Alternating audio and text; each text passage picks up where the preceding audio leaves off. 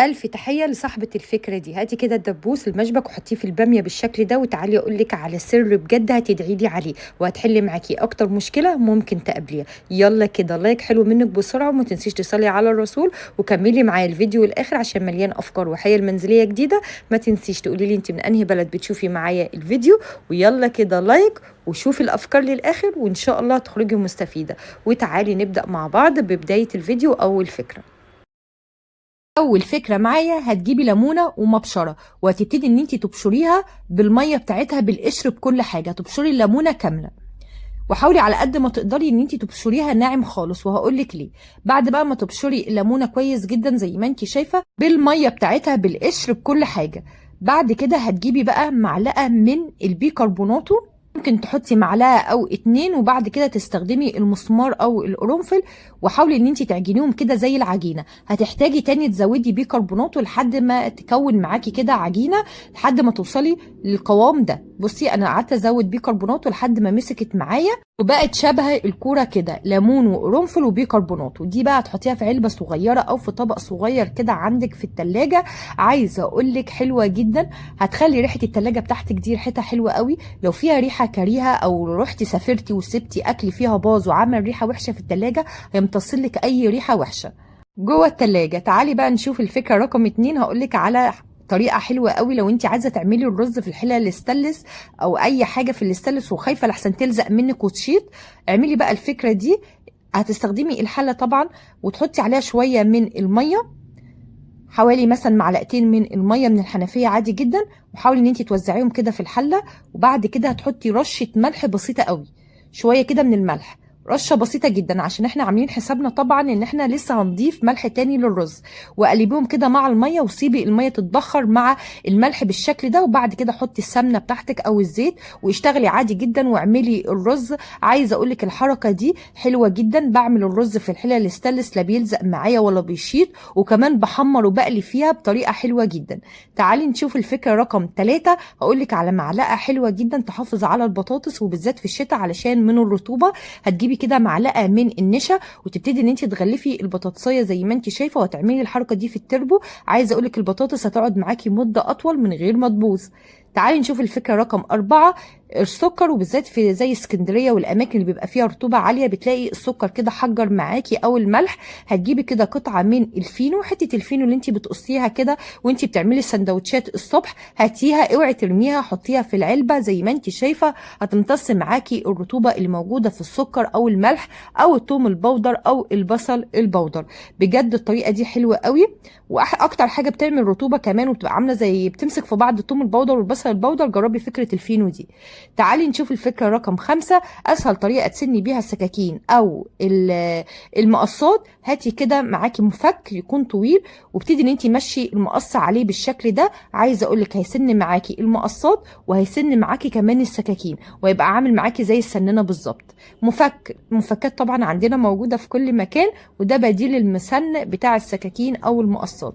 طريقة سهلة وجميلة بتخلي المقصات حامية جدا. تعالي بقى نشوف الفكرة الأساسية. ولو لسه مكملة معايا الفيديو لايك حلو منك، وتعالي أقولك ازاي هنحط الملح جوه الفريزر. تجيبي كده أي حاجة بلاستيك عندك، بلاش إزاز ما تكونيش محتاجاها، تبتدي ان انت تحطي فيها كده ربعها ملح الأكل بتاعنا العادي زي ما انت شايفة. تمام.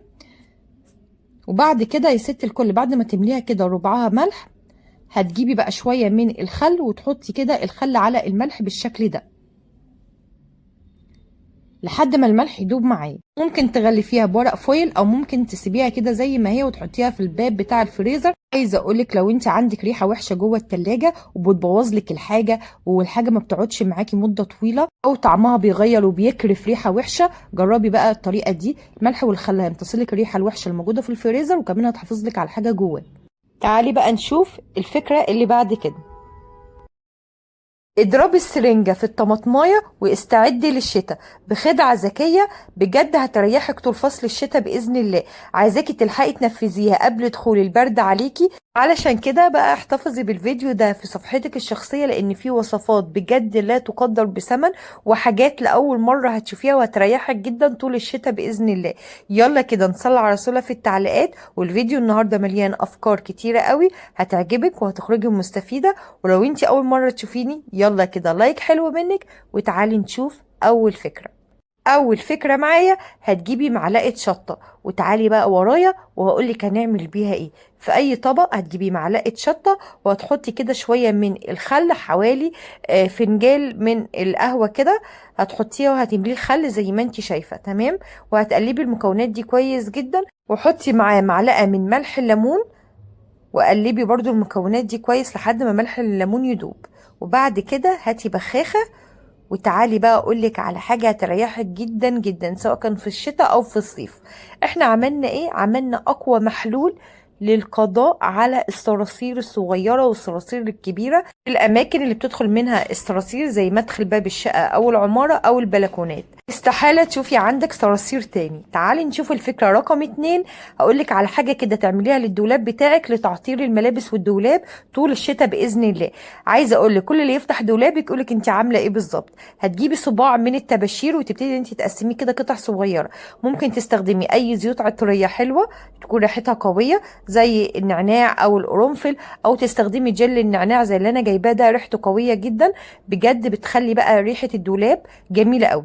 هشرب بقى صباع الطباشير بالنعناع زي ما انت شايفه، او باي ريحه انت بتحبيها، وتبتدي ان انت توزعيها بعد ما تنشف طبعا جوه الهدوم او جوه الدولاب. كل اللي هيفتح دولابك هيشم ريحه حلوه جدا باي ريحه انت حباها. تالت فكره، هاتي كده شويه ملح ومعجون اسنان، وفي طبق حطي كده معلقه الملح وشويه من معجون الاسنان ودوبيهم مع بعض كده في شويه ميه.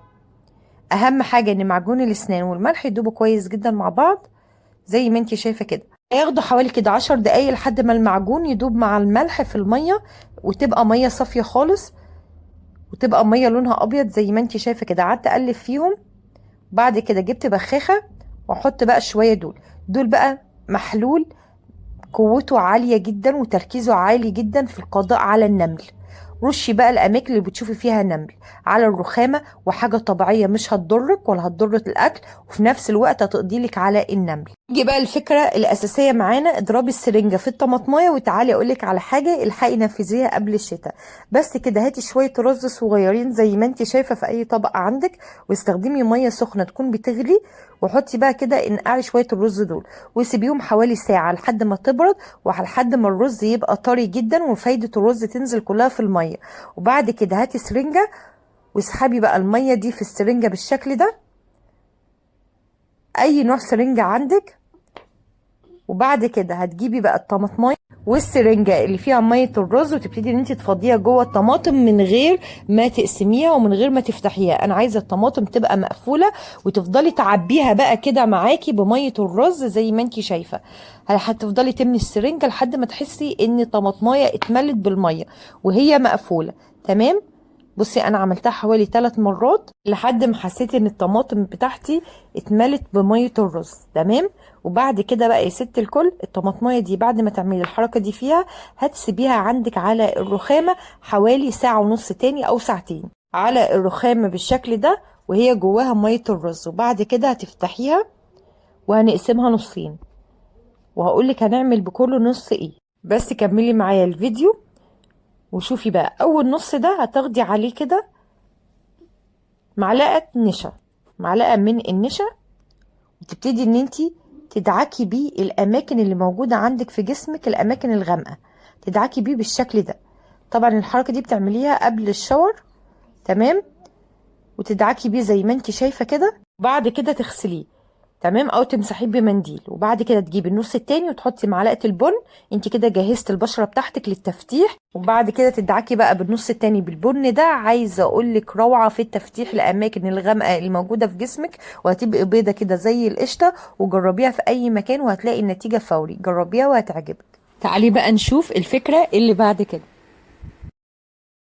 نيجي بقى لفكرة الدبوس والبامية. كانوا زمان بيعملوها كده، يجيبوا كده دبوس مشبك زي ما انت شايفة، واي بامية خضرة، اي واحدة كده تكون رفيعة، وتحطي فيها الدبوس المشبك بالشكل ده. طب كانوا بيعملوها زمان ليه؟ هقولك بقى على الطريقة، ومش عارفة هي صح ولا غلط، بس في ناس بتشكر فيها.